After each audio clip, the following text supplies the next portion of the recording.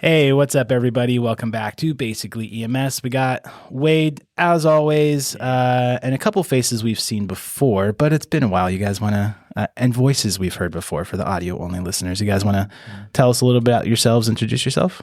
Sure. My name's Tessa. I currently am an advanced EMT, been in EMS for 4 years. Currently work in the Boise area, but have experience in Montana and Alaska as well. Some cool stuff that we could probably talk about. Yeah. My name's Carissa. I'm also an advanced EMT, also active here in the Boise area, and for about a year and a half now. Yeah. And also both EMS instructors, just so we know Yeah. a little bit of that too. So Yeah. do you want to introduce yourself, Wade? Do you feel left out? Do you feel okay? I'm Wade. I feel like you know me by now. Yeah. I think. If Probably. you listen, if you're new, check the old stuff. He's Wade. Yeah. Yeah, I think that's enough. Yeah. So today we're going to talk a little bit about station life. I know personally, when I got into EMS, nobody explained to me there's things called 48-hour shifts, and you should be prepared for that. I had no idea. So we get a lot of new people here. I thought it might be a good thing just to talk about, maybe some fun stories that we've had with station life and weird partners and all that kind of stuff, and just kind of some preparation for it. So I think you, Wade, and Chris have only worked at one agency before, right? You guys have never kind of branched out, and Tessa, you've been at 3 or 4? 3, yeah. 3 different agencies? Yep. Okay, yeah. I've not get paid at one during medic internship, but technically I've worked at 3. Yeah. So one was not paid. It was volunteer, but then the other 2 were paid. So yeah, mine was voluntold. yeah. Yeah. That was about 480 hours of not getting paid and, driving an hour and a half each way to get my medic. So Sounds You great. didn't write any charts though, did you? no, I did. Oh, that sucks. All I wrote was a narrative. Yeah. But I ran every call and wrote every narrative for all of our calls. And this was Southern California AMR. So either we were getting stomped or we were holding the wall for 8 hours. So there was no downtime generally. Fair. Anyways, there you go. We'll talk about wall time, and we can talk about system status, right? So,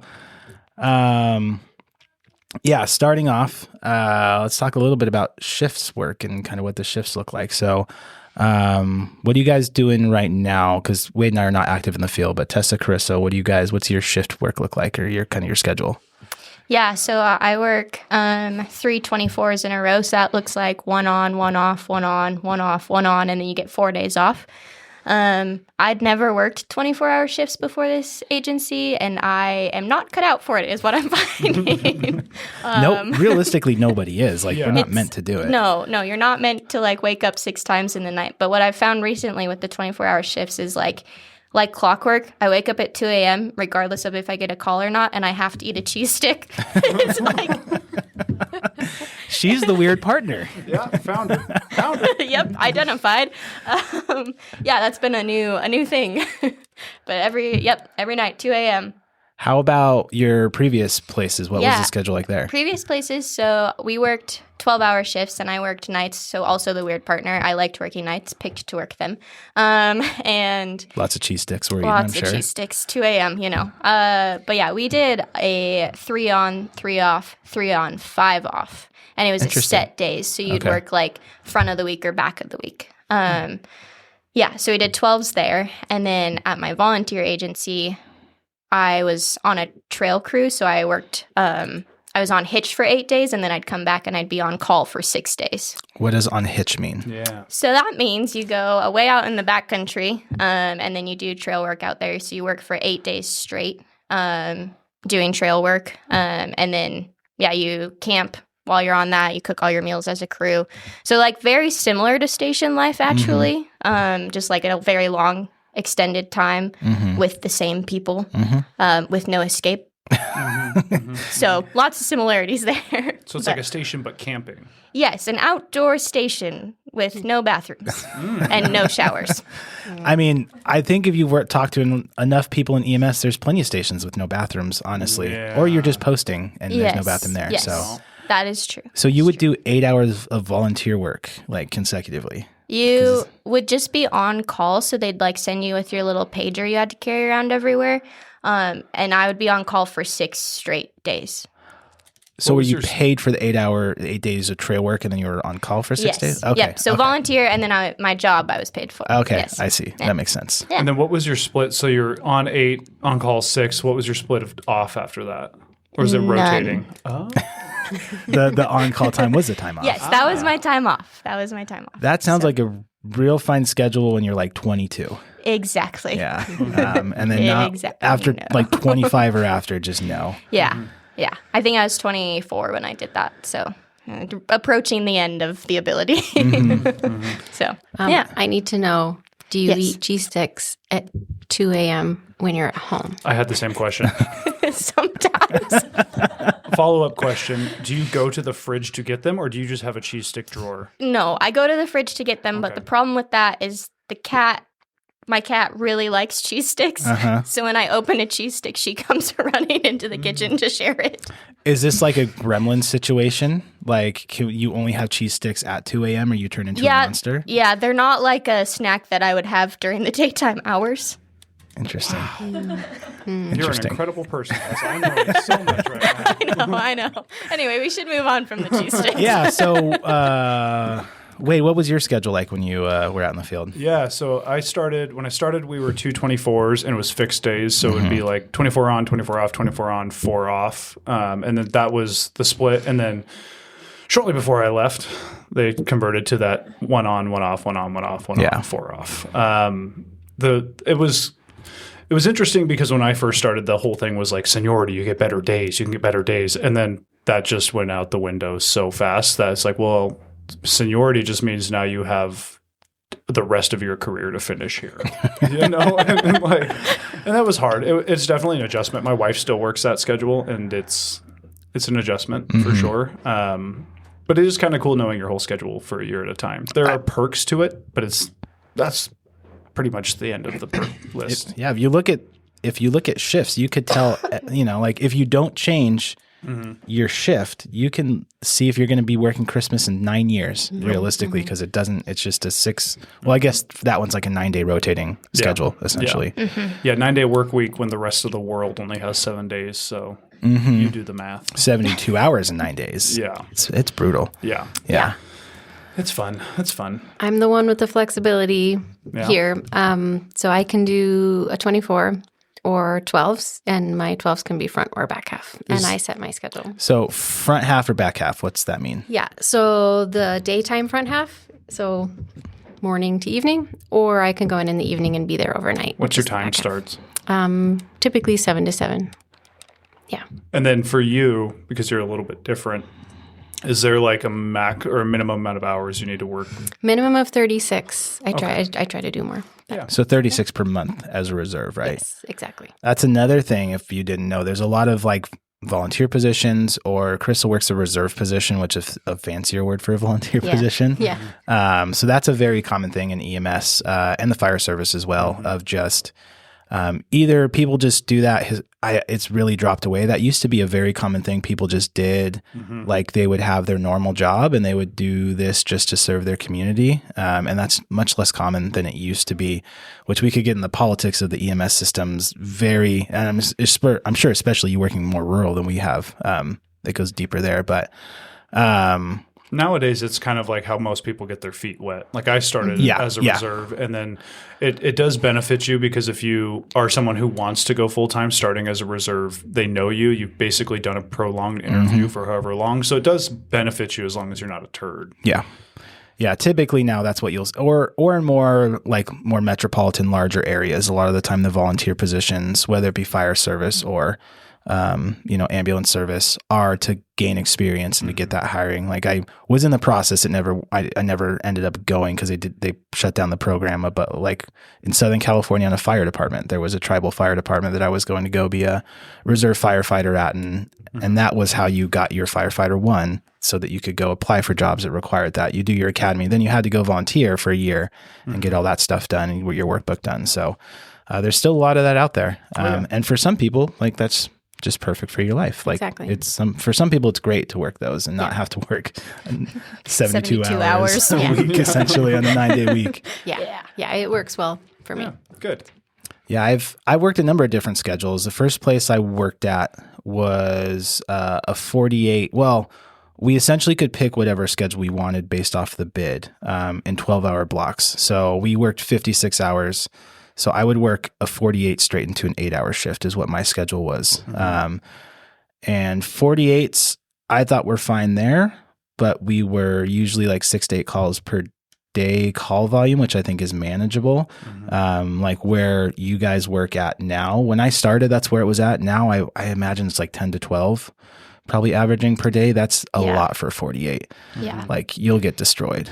Yeah, I do feel like it's a lot for 24 sometimes on some of the Even trucks. just Like 24. especially the third 24. You're just fried no matter what Yeah. you do. So Yeah, just by the nature of it. yeah. Yeah, just happy to be here. Yeah. Yeah. We're You gonna got to do put our like the best. little smiley face paper over your face, Yeah. you know, a little thumbs up. Toothpick in the eye to hold it open. Exactly. Why is she wearing an N95? Like to hide the sad I face. used to draw smiley faces on my N95s. That's how I knew it was mine. It never got well received, but Yeah, I would be a little disturbed, to be honest, if some dude. Well, and then you show up to someone really bad situation. You're like, hold on, frowny face, Little straight line across. yeah, Put Little- small mouth. Little pucker lips. You know? But yeah, so I did 56 straight, which that was fine. I actually like that schedule a lot working there. Was that fire based though? No, that was ambulance service. Okay. Yeah. And then my medic internship, we would do, I think kind of similar. We did 312s, kind of 412s. So we would do like Monday, Tuesday, Wednesday 1 week, and then Sunday, Monday, Tuesday, Wednesday the next week for 12-hour shifts. And I think a lot of private services, that's a very, very common schedule on the EMS side to do that. Like I think that's a typical AMR schedule, which AMR is part of GMR, and they are the largest ambulance service in the U.S. So you probably have an AMR close to you if you didn't know who runs ambulances. And then Ada County, where I used to work, is going to be similar. So 1 on, 1 off, 1 on, 4 off. Yeah. So there's an abundance of schedules you might work. For fire service, municipal, for the most part, is a 48-96. So 2 days on, 4 days off. But they tend to have a lower call volume than the ambulances do, so they can manage it a little better. Right, and that comes down to volume of apparatus. Like here in the area, there was a very small amount, without getting too specific. For the entire county, there was the same amount of ambulances as there were engines in Boise proper alone, or in Boise alone. There's less. Yeah, or less. Yeah, now. Yeah. And I mean, so- even I guess 5, you're 10 right. years ago, if you start to factor in trucks and stuff, right? yeah. The local EMS 911 service here runs like 15 ambulances, Yeah. 13 to 15, I think, depending on staffing and all of that for the whole county. And in the county, there's like 45 fire apparatus to run the same. Yeah. 90% of their calls, the fire service is EMS calls. So like they tend to have, and they don't have to transport to the hospital for the Right. most part. So Yep. don't get mad at us firefighters. It's just the reality. It's just the truth. It's more jealousy than anything of being transparent. Like, Yeah. Yeah. You slept how many hours last night? Yeah. I ran 18 calls. Yeah. Yeah, when we're on our third call and this is their first call and they're like, you need anything? No, close the door, knowing they're going back to the station as we have a 20-minute transport to the hospital, 25 minutes turnaround time at the hospital, 10-minute drive back to the station, and then 30 minutes to write our chart before we go to bed. I'm like, it's just jealousy. Or like they have dinner ready for you and it's sitting on the table and you get a call and you get to know that they're eating dinner without you. My move every time when that happened is I would put as much in my mouth as I possibly could. Hot or not, it didn't matter. I burned my mouth plenty of times. Just like, I don't care. Just get something in here. Yep.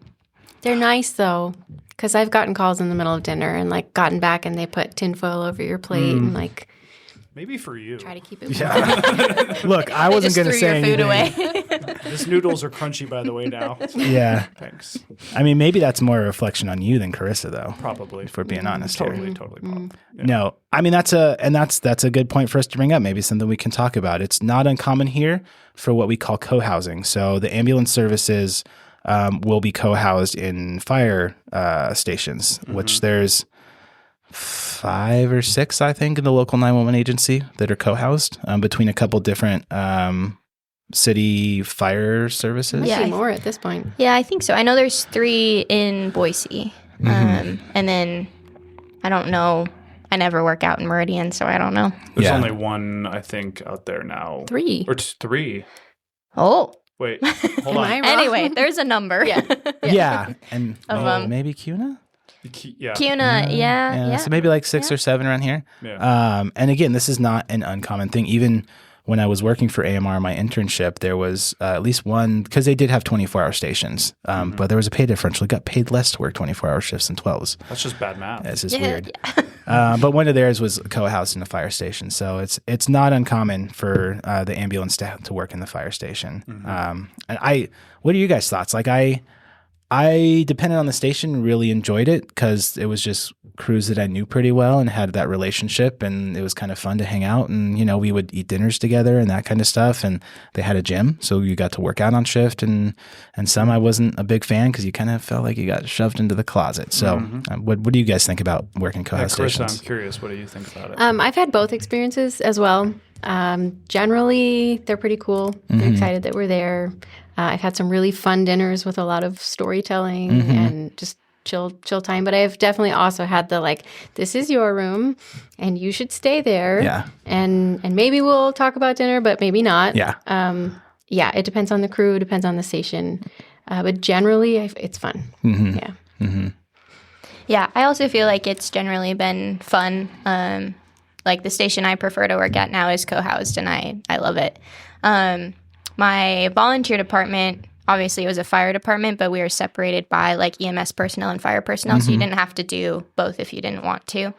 And so I was just on the EMS side, and it was this is your side of the station. Not that we could stay there, which is kind of fun too, because you'd be on call and then you'd get a page and you would get yourself to the station within 6 minutes, and then you go on your call from there. So, but it was very much this is your side of the station, this is what you do, this is your training, and then it would be this is the fire side of the station, this is the fire training. So it's pretty separate, but there were 3 of us that, because it was very rural, so there were 3 of us that were on the ambulance ever. So I was kind of a mixed bag. It depended on the crew. I didn't always love that, and it's more so of I always felt like I was a guest in someone else's home. Yeah. And so even when I was co-housing, if it was a crew I knew pretty well, I would hang out with them and we'd, shoot stories off. I'll say. yeah. But it was not uncommon. If I was at a fire station, I'd be I'm going to go post up in my room. That way also I can just nap on and off as I want. That was, the beauty of 24s is safety naps when it's nope, make sure you sleep throughout the day. It's don't gotta tell me twice. Personal best, I got 18 hours of sleep one time through a 24-hour shift in a co-house station, to the point my partner's let's go do something. I'm no, I'm gonna be in my room. And that was different. But I usually preferred having our own isolated station, just me and my partner. That way I'm also weird about knowing how many people are around me at any given point. And so when it was just me and my partner, I was not worried about that for the most part. And I felt like I could get more comfortable in the living room and just kind of hang out. Not to say I couldn't ever with the fire crews. This just wasn't my speed typically. Yeah, it's almost a little bit of a different level. I agree. Sometimes it just always had that feeling of a guest in somebody else's house. It's not your house, which no fault of theirs. I don't feel like it's just the nature of it. And they do a pretty good job about being inviting, but you're right. There are times where it's hey, what do you want for dinner? We're going to do dinner. And there's times where it's hey, we're making great dinner. You should figure something out for you. It's okay, cool. I'm just going to smell your steaks on the Traeger over there for the next 2 hours. But yeah, I don't know. It was a mixed bag. It really depended for me. Yeah, I think a big part too is the partner that you work with. If you're going to spend 24 hours straight with a person, they best be likable. And so I think I like being co-housed sometimes because then you have other people around. And sometimes I like to just go have a chat with someone. Sometimes it's it's like a buffer. Yeah, and sometimes I'm I need to get away, or and that was the same with any place. The agency I worked at was hospital based, so we had a little office in the hospital that we were stationed out of. So I'd go out to the ER and help in the ER, or go chat with some of the nurses that I was friends with, just to have something to break up the 12 hours in a box with someone. But it is their house, right? You are a guest there, and it's even the crews that are super chill. It's their kitchen, it's their living room. They're the ones that get the recliners.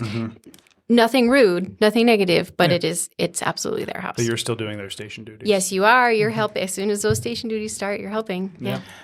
I would say that that's like the crux of how you're going to be treated, though. Like, if you make yourself part of the team and do the station duties, and I would always try to be really visible about it, right? Like, I'm like, I'm mopping. yeah, like not loudly. I wouldn't wait till they left and then be like, oh, I'm going to go do this done. Like, I would like, do it so they can see and be like, look, guys, like Team player. Yeah, we're doing it together. Because I had plenty of partners that essentially refused to do the station duties, and it's like, of course they don't want you. Of course they're not going to invite you to dinner. Like you're not helping out. You know, like you're not pitching in. We still live here, right? Like you got to pitch in a little bit. I think Tessa had a good segue. Partners, right? You're going to be living with somebody that you probably barely know for 24 hours, and that's not if you're in a fire crew, right, or a part of the co-housing.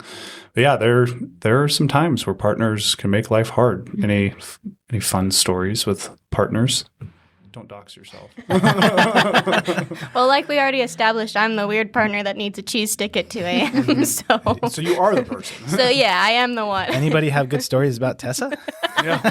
Send them in. Comments, No, I have been really fortunate with like a lot of the people that I've worked with. I've had really good partners. Currently, I'm in what's called the float pool. So like once you clear your FTO time, you go into the float pool. And that means you go to a different station every shift. You have a different partner every shift. And that is really, really hard because you don't have any way to like know what to expect. And you go into work with like a new medic and you're like, do you want me to do I can okay. Like it's so awkward. Like no matter how good of a communicator you are, like your medic also has to be really good at that too. So I think that's like a unique position that like EMTs and AEMTs are in, is kind of like testing the waters of like, how much do you want me to do? Or like, do you want me to just go drive? That's fine. Or it's like, I can take it. I'm fine. You know, things like that. So it's always kind of funny story related a little bit. Like it's always interesting being a medic and having, because you know I would always try, and I was an FTO for a long time, so that was already established there. But I'd always try, if it was somebody new as an EMT, be like, yeah, what's your level of comfort? Like I'm gonna give you what I think you should have to do. If that seems too much, tell me. And there was a partner that we know that I roasted one time afterwards, where I was like, this call's yours, and he's like, oh, I'm not comfortable. It's like, well, you should be. I'll take it now, and we're going to have a conversation afterwards of how you're not comfortable with doing your job, essentially. So there has been those conversations. That was the FTO brain coming out a little bit. yeah. So talking about kind of the float new partners, right? Because a lot of the time you'll have permanent partners, and you'll work with that partner for months at a time. I've had my first agency a permanent partner for like a year and a half that we worked together, both shifts we picked together because we liked working together. But there was a medic I hadn't worked with, and at this agency, I'd never been anything but a paramedic. I was an FTO for like 9 months. I had been there for at least a year. Like, I feel like people mostly knew who I was. And we sit in the back of the ambulance. We're checking off our gear, our equipment, whatever. And then she starts giving me the talk of like I'm an EMT. And she's like, yeah. And, you know, if I ask you to do a medication, you know, draw it up. I like things drawn up here, and like giving me direction as an EMT. And after like 5 minutes of this, I was finally like, and my shirt said paramedic. It literally said paramedic on my shirt. And now I look back and I'm like, I should have just ran with it. I should have been like, I'm an EMT for the day, and you can take all the medic stuff. Sure. You want me to start an IV? Great. I'll be up driving afterwards, you know? So yeah, kind of know your audience a little bit there, and take the time to learn a little bit about your partner. But as an EMT, you're probably going to have, hopefully, that little bit of a chat of like, where you at? What's your level? What are you comfortable with? And hopefully hopefully your medic's kind of your safe place a little bit of like, this is beyond me. I'm going to be happy to take it. Maybe a chat afterwards, but like, you know, step up and have your back. Yeah. And it's nice, like, when you build that rapport, too, because then it goes, like, the other ways. Like, scabies patients, not mine. You know? Like, you have a good relationship, and you're like, I'll take that, but I don't want that. I don't want to be next to him. That's all you. And, like, if you have that good relationship, then, like, your medics are willing to take BLS patients, you know? Or if you're getting wrecked, then, like, they'll take one, too. So it is a good balance, and, like, finding that good partner, like, makes the shift, you know, so much better than having one that you don't like as much. A little context, but I think we should keep talking about partners. And this isn't every agency. Like when I worked with AMR, the medic, if there was a medic, took every single call. They teched every call. They were in the back for it. It could be sniffles, and it had to be the medic because I think just legally the highest level of care they had to make. So, which is not the case everywhere. Like here locally, if it's within the EMT scope, if there's an EMT on the rig, the EMT can manage that themselves and the paramedic will drive in. But if it's beyond that, then the paramedic has to take the call, right? So when we talk about will you take it as an EMT, or if it's something that maybe I'm not comfortable with, or you're getting wrecked, because there's times where in 12 hours you run 7 calls and 7 of those calls are BLS calls that go to the EMT. And I would never let it get to that point. But for me, if there's if my partner's down 3 charts and they've had 3 consecutive calls, I'll be like, I don't care what this is. I'm going to take it because now you're getting overworked, right? So again, that's being a good partner when you have the ability to kind of share the load a little bit.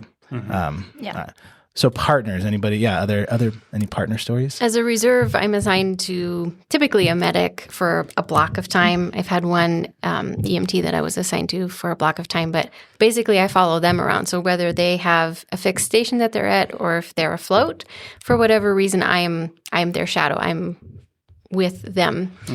And all my people I've been assigned to have been great. I've had a couple quirky people who have been on shift with that person. But generally I've gotten along really well with everybody, which has made things much more comfortable. Yeah, we tend to be more like-minded people for the most part. And so people have their quirks, but we're all kind of in the same vein for the most part. I kind of have a different perspective to the float pool. I used to choose FTO stations where I know I'd be double medic, but I liked being a float, mostly because I feel like it made me better with my medicine. I'd get to kind of see different parts of town. And I did the same thing. I'm working with a new maybe EMT. It's like, listen, where are you at? If you don't like this, you need to tell me. I can't help you if you don't like this, right? Or if this is something out of your comfort zone. Sometimes there's going to be hey, they said no to pain meds, slam store. That's kind of where we're at sometimes. But I enjoyed floating, but I also I get sick of being with the same person after a long time. There are definitely people I've worked with where it's I really enjoy working with them, especially when it's I know how you like to do things. I know how I like to do things. I can start doing stuff ahead of you just because I know where we're going, that is the hard part of float, right? I can totally acknowledge that. But as the medic, it's end of the day, if it's bad, it's mine. So it doesn't really matter as much from my perspective, but I see the EMT. Yeah, I think there's just a little less question on your part of what's going to happen, And then I think it's also I'm still newer to the agency, so I haven't worked with everyone. Or it's I've worked one shift with them and that's not enough time to figure that out. So I think once I've worked a little more with each person, then floating's totally fine. I do like switching it up and having a different partner and all of that. But I think it can be a little draining to just every shift you're well, I'm going here for 12 hours and then there for 12 hours and as a creature of comfort and habit, I ended up being assigned to the same medic who was at a permanent station for 6 months. And if it had been up to me, I would have stayed with that medic and stayed at that station for the rest of my life. I was happy as a clam, deep in a comfort rut, and it took force to pry me out. I fully agree. I think that there's something, firstly, I think to work at multiple agencies, we could talk about the differences. I think that is really beneficial to everybody for some perspective.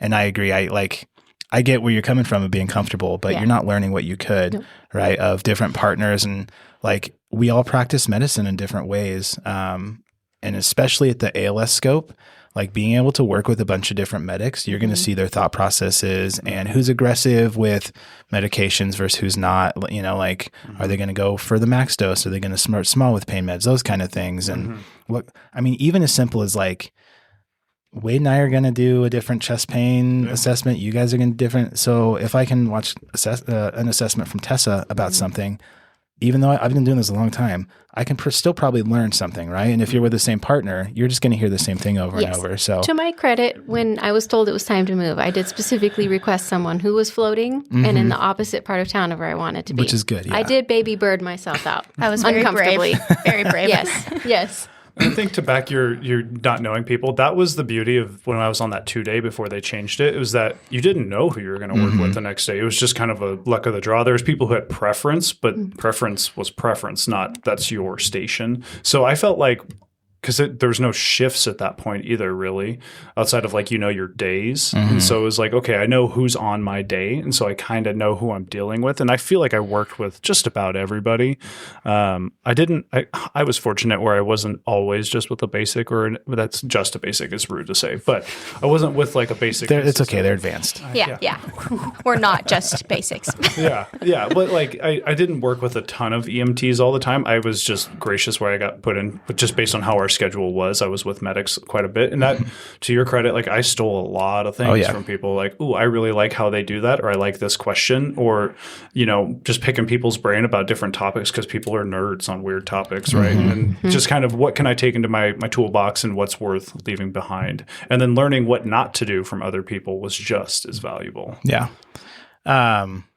So question for the ladies, like I am a stocky, scary-looking bald dude with a mustache. When I show up with a new partner, I have no questions that it's like, is this going to be weird? Do I need to be concerned at all? Like, yes, right?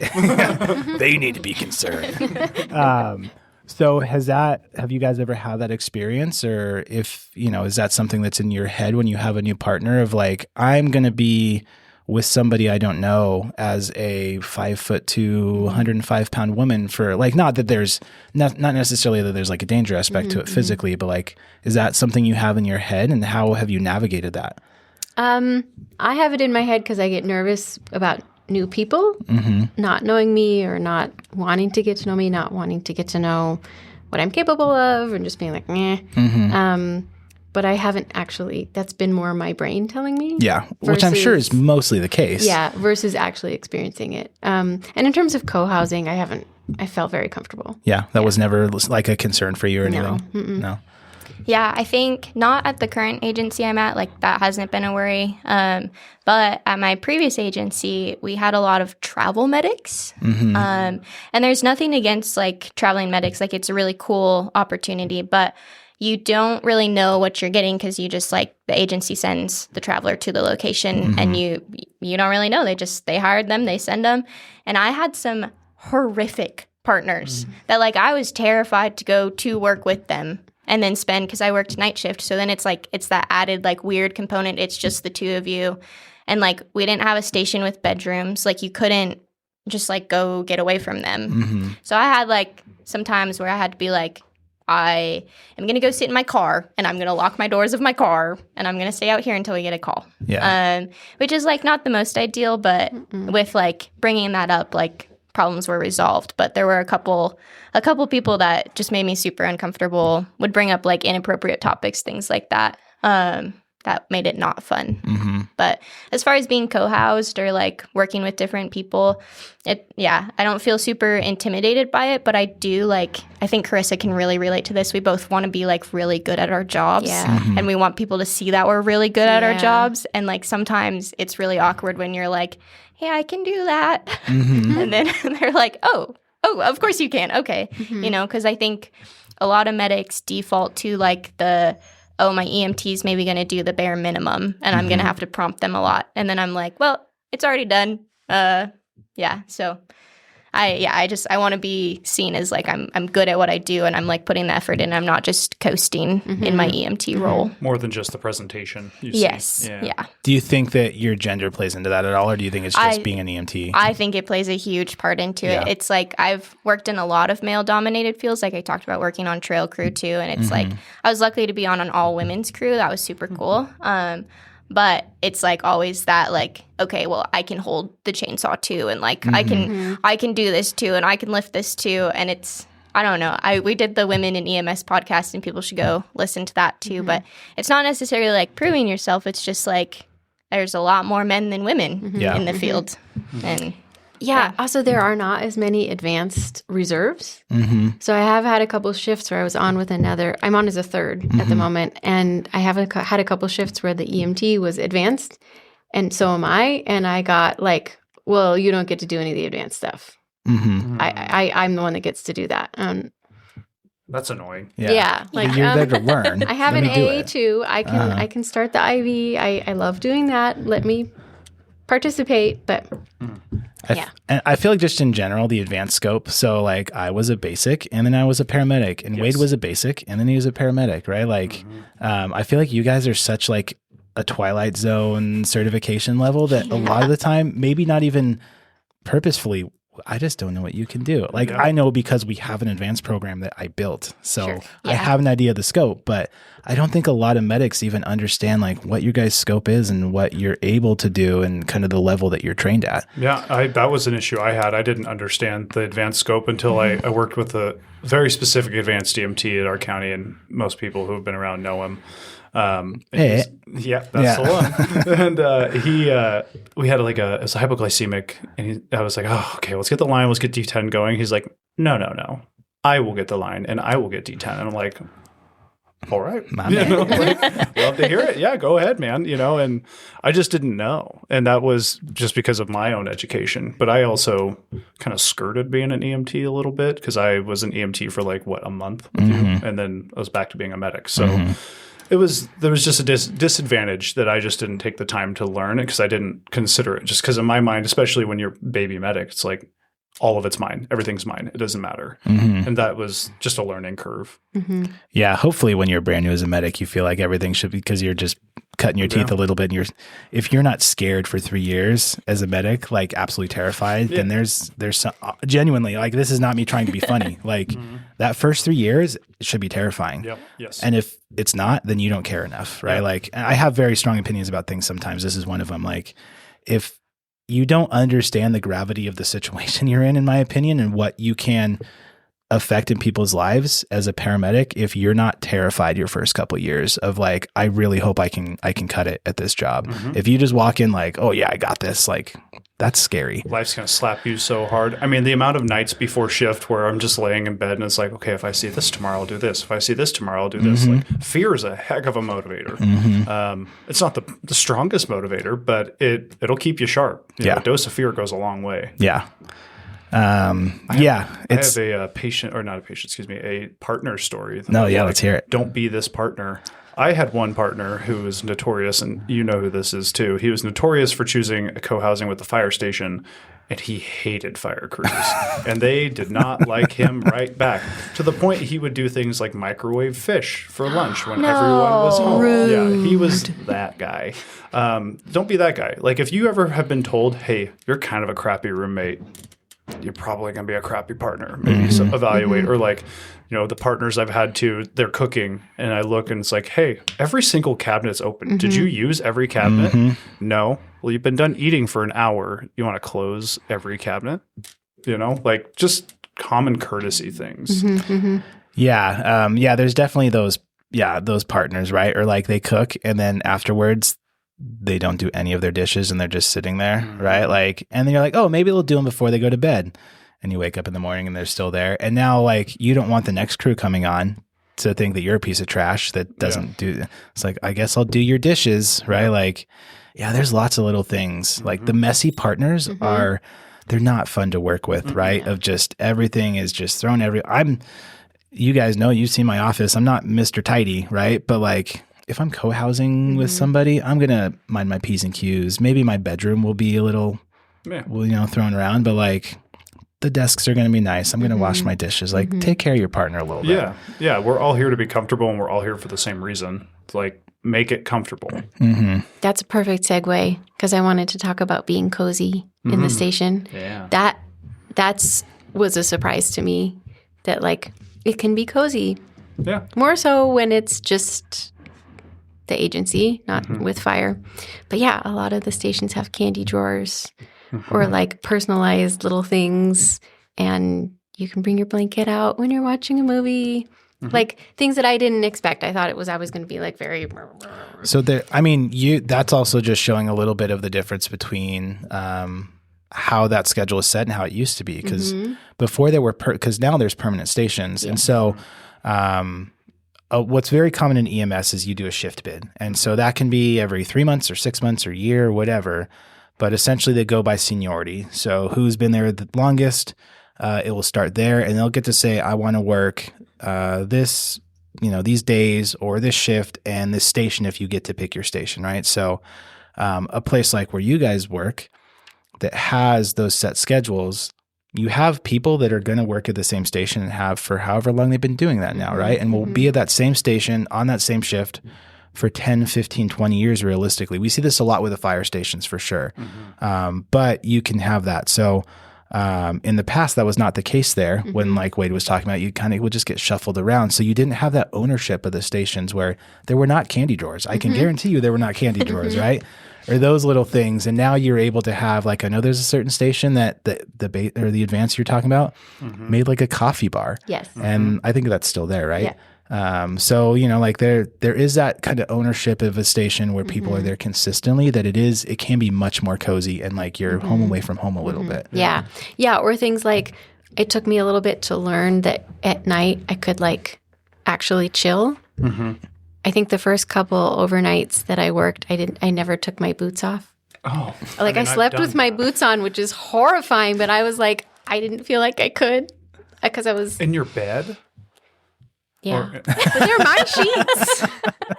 No judgments. No judgments. And then I think like the first time I was like, I'm going to make myself comfortable and actually take my boots off to sleep. I was so proud of myself. Well, like That tracks. That Yeah. tracks. no one tells you like when you go to work a 24-hour shift, because I had never worked 24-hour shifts. No one's like, okay, around this time we're done with work for the day, and like you get to be comfy. Yes. I was like just observing people, and I was like, oh, 7 p.m. hits and everyone's in their t-shirts and sweatpants. Maybe I should do that too.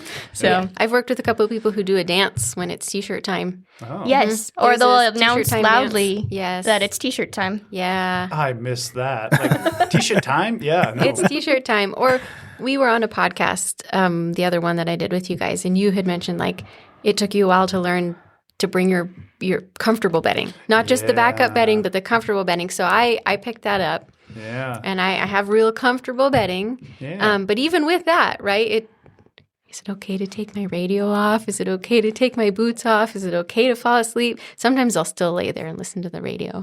Not because I'm trying to be weird, but That's bad for you.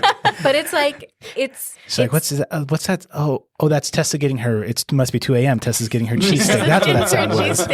But yes, or just being able to take a breath. Okay, it's now evening time. We can pick a show. We can make ourselves comfortable, have a snack. I mean, I was going to bring it up. That's a lesson. It took me about a year because, like, it took me a year to realize I can have 2 pillows. Like, I don't need to just fold my one pillow and sleep with, on my slab with one blanket and one pillow.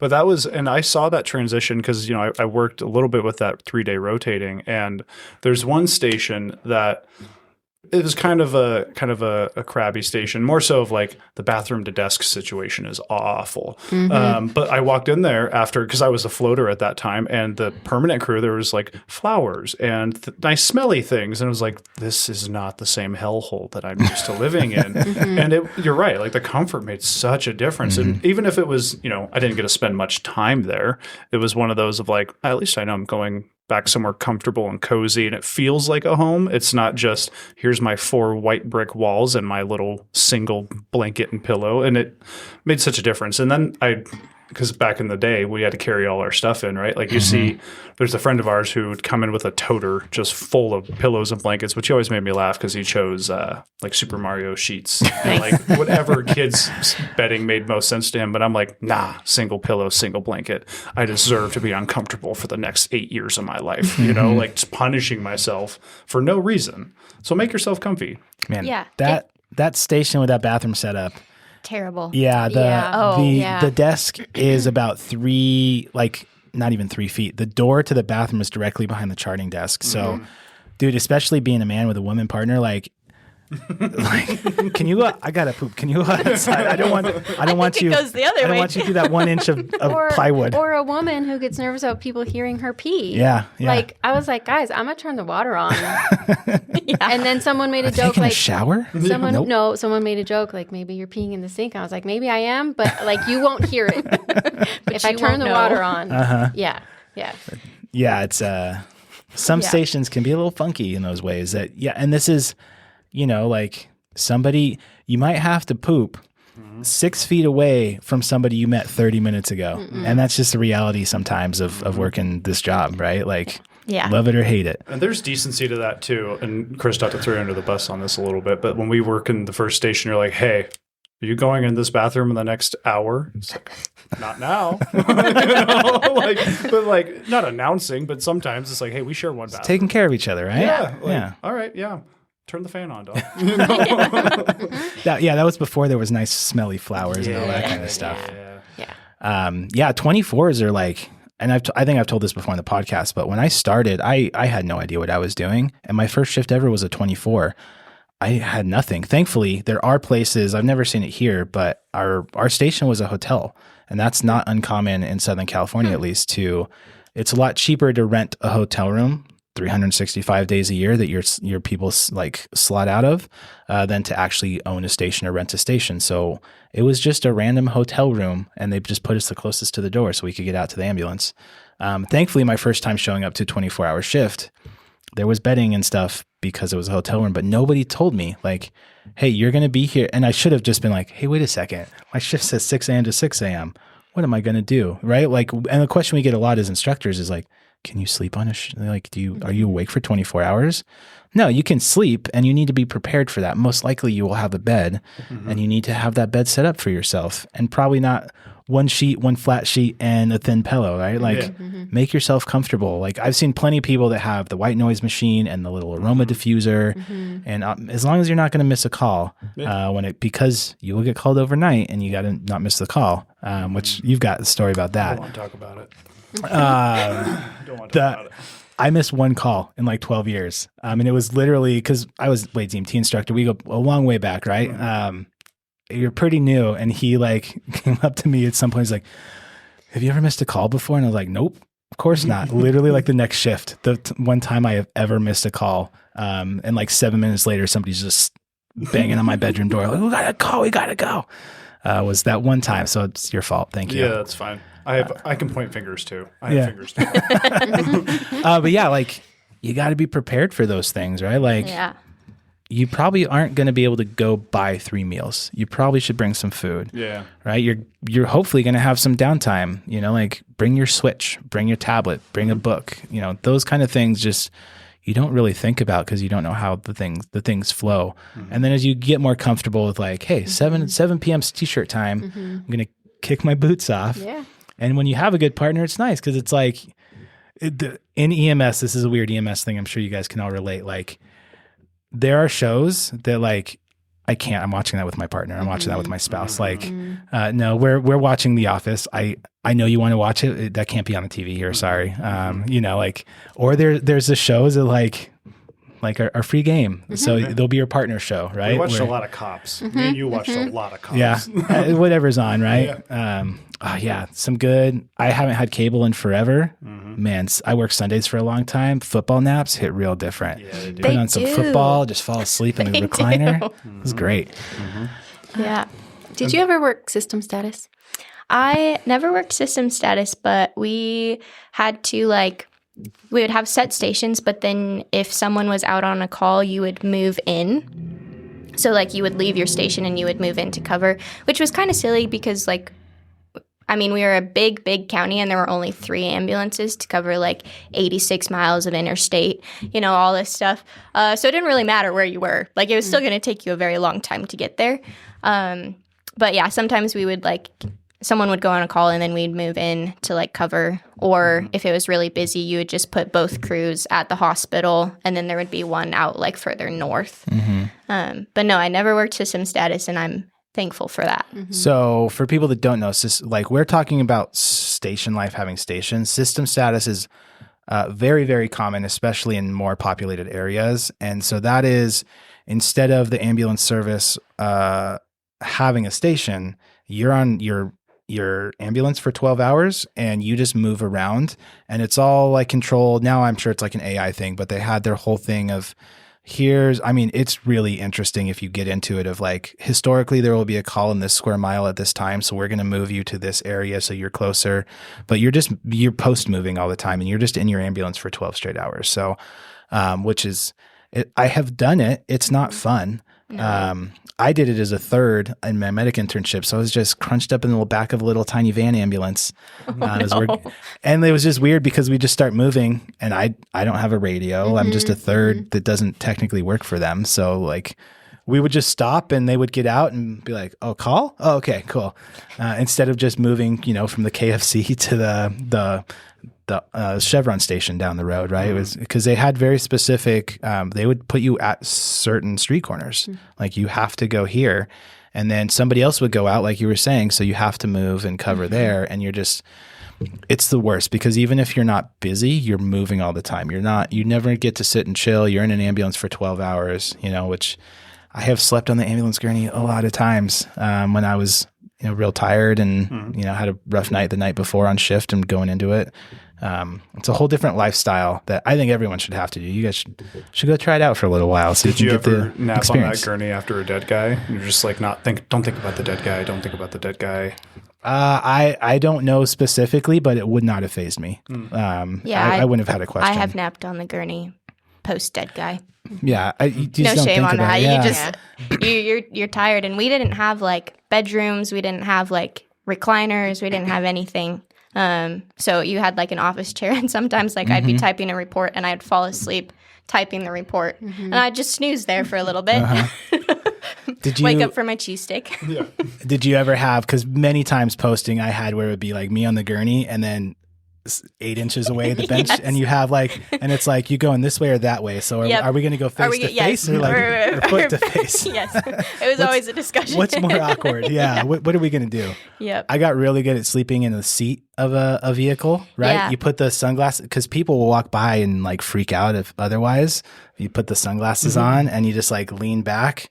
I would usually do the seatbelt so I could kind of lean into the seatbelt. Yeah, you kind of like prop yourself up. Like I'd scoot the front passenger seat like all the way forward and then lean it back, like the 2 inches that it goes in the ambulance. And then you kind of like prop your head up and then you like put your little glasses on. Yeah, you get real good at it. You do. And I got some good naps that way. Oh, yeah. I was posting one time and we got real smart. So what we did, we had a tablet, right? And we took a cardboard splint and we could shove it into the, like below the radio to make a little shelf. So we made a little shelf to put the tablet on. We were watching the movies we were posted. The ambulance had a cassette deck, which do you even know what that is? I know what a cassette deck is. So, we had like the aux cord that went to the cassette deck. So we had the audio, like it was a full thing. And it was like 9:00 at night. We're watching a scary movie in a dark parking lot and we're like super into it. And just out of nowhere, like real loud on the window. But dude, I was so scared. We both jumped so bad. And somebody like, we rolled down the window like, what? We're watching like and he's like, I used to be an EMT. Okay, man. Like, and he just sat and chatted with us about how he used to be, which you get all the time. All the time. For like 10 or 15 minutes. But it was one of the scariest moments. Like there's been times I was genuinely concerned I'm going to get like stabbed or shot in this job. That was probably the same level of like actual fear I had as we're watching the scary movie and you just slam it on the window. I think scary movies on shift is actually a learning point because I had one partner I worked with and she loves scary movies, so we watched a bunch of them. And then it was one of those like it was stupid middle of the night brain's not functioning right. And then I looked out the window at like the station we're at. There's like a window that faces into the trees by a trailer park, and I was thinking about it and it's like, if I was to walk out and there's like a clown sitting in that window, my first thought is, do I hit my orange button or do I wake my partner up first? Or do I do both at the same time? But then just being skittish like the whole night. So I learned like careful with scary stuff. Yeah. I also we were watching a scary movie and then we went on a call. And in Montana, it takes you a long time to get to the call. And there's like nothing. It's like we would always say it's past the banjo music. Like, there's like the banjo music and then you go past the banjo music. There's nothing. And then you just like, a house pops out of nowhere and you're like, is that it? Are they going to have a gun? Did they call us? All these questions are going through. And my paramedic partner that I worked with, he's this cranky old man that I loved dearly. But he would always like sing scary music. Like he'd be like, dun, dun, dun, ch, ch. Like as we're driving trying to find this house and this one time this lady came like running out of the bushes And I screamed so loudly. But it was because we had watched a scary movie, and then he's singing the scary music as we're going through, and then the lady looks insane. She's in her nightgown. Yeah, I've seen that movie. You don't win. Yeah, no. I locked the doors and I said, hopefully that's not our patient. Was it? It was. We knew her personally by a first name basis, Birthday memorized. Yeah, exactly. I got a few of them. But I mean, it's you'd maybe not recognize it running out of the bushes. Yes, exactly, because you're scared and you're already, he's over there making noises and like knocking on things and, he's having a great time. He was always having a great time. And I was always scared for my life. There was one time I was watching, I think it was like The Haunting of Hill House was the show, which is a great show. It is a little spooky vibes though. But the station we were at, and I was kind of thankful for it, it was just so busy. I didn't even bother bringing my bedding. It's like, I'm going to sleep in that recliner with my boots on sometimes, to your credit. And then I finally was like, I deserve to kick these off while I sleep in a recliner. But it was one of those where we're watching that show and it's like, this is spooky. And I look and he's sleeping and it's like, maybe I'll sleep out here too. Strength in numbers a little bit. Exactly. Just in case. Exactly. Yeah. There are some people that do that, though, that don't sleep in the bedroom. They sleep in the recliner. Yeah, which, there's a number of people. There was a guy in my first agency. His last name was Real. We all called him Real Deal. That was his nickname. And he had been there for 10 plus years and full uniform.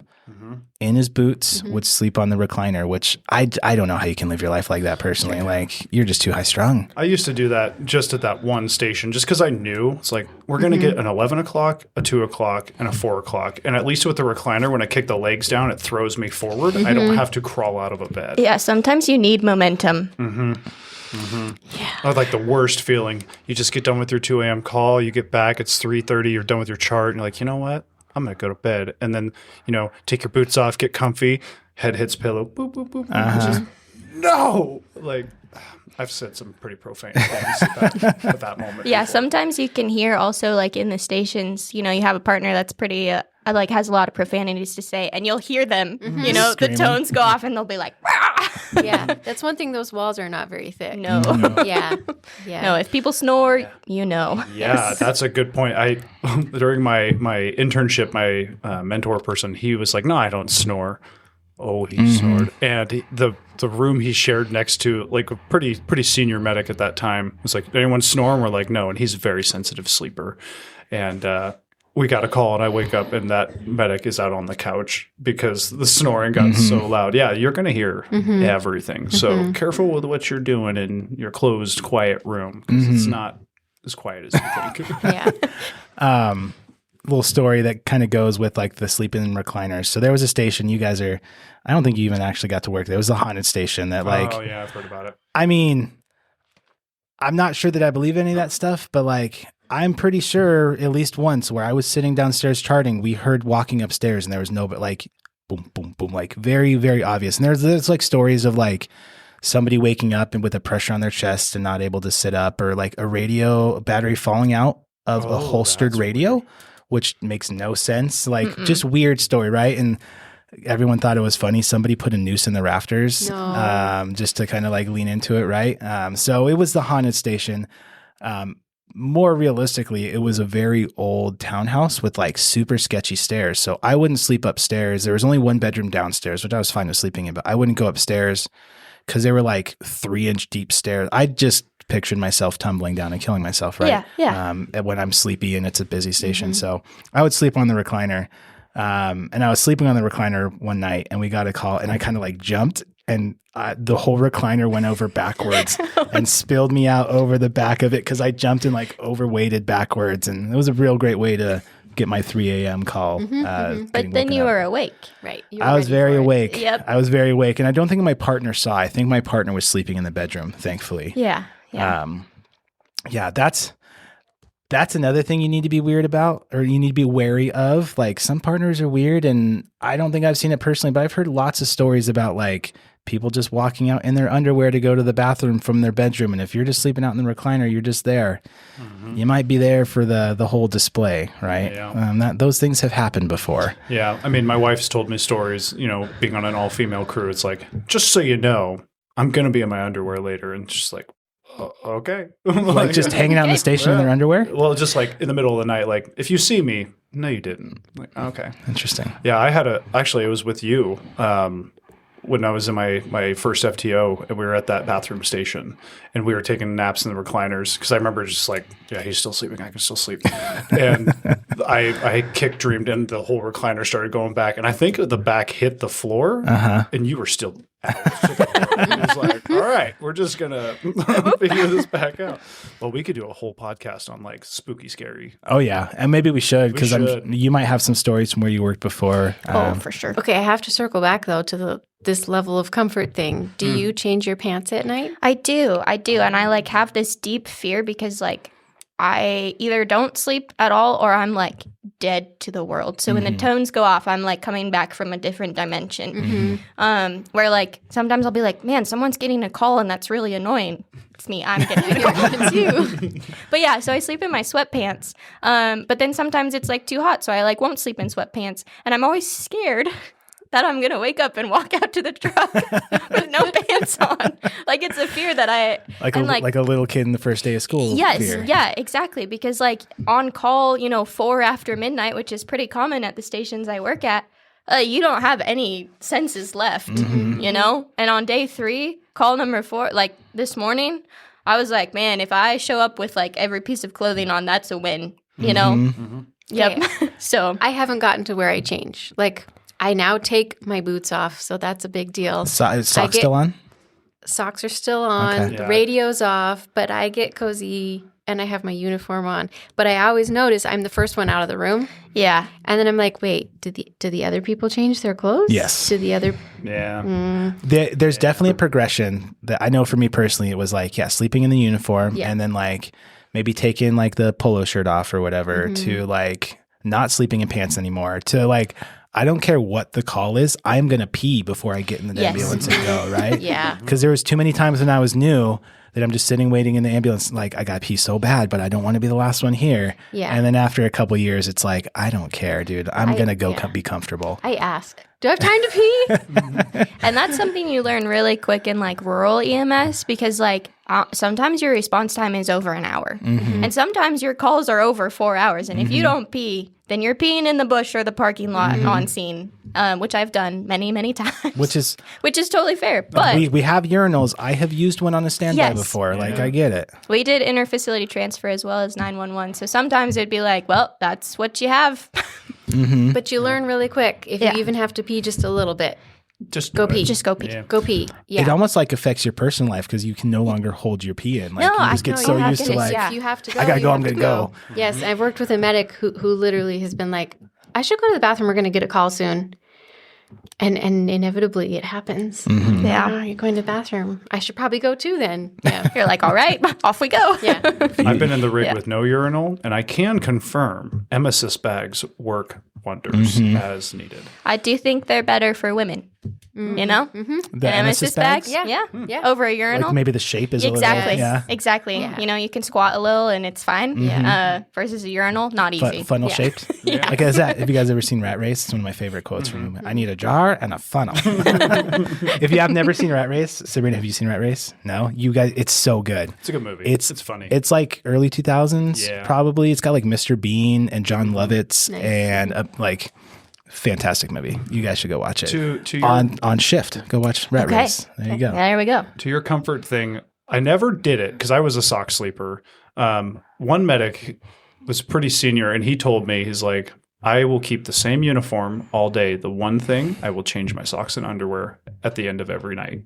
And I wish I would have taken him up on that more frequently because the amount of times it's like, these socks are stuck to my feet. You know, like, maybe integrate that next time. You can take your boots off, but change your socks. Maybe it'll make you feel better. Okay.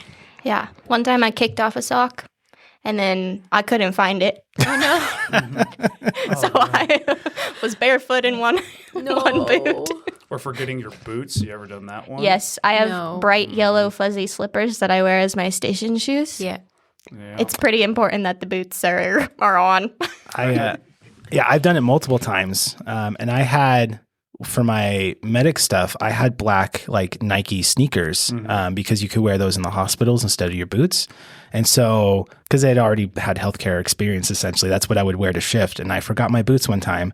And it so happened to be that it was really cool. We went to help out with the ice rescue training at one of the fire departments. So I was standing out in just like thin running shoes in 15-degree weather and 3 feet of snow for like 2 hours instead of having boots. And my feet were absolutely frozen. It's like, the one time I've done this, this is what happens.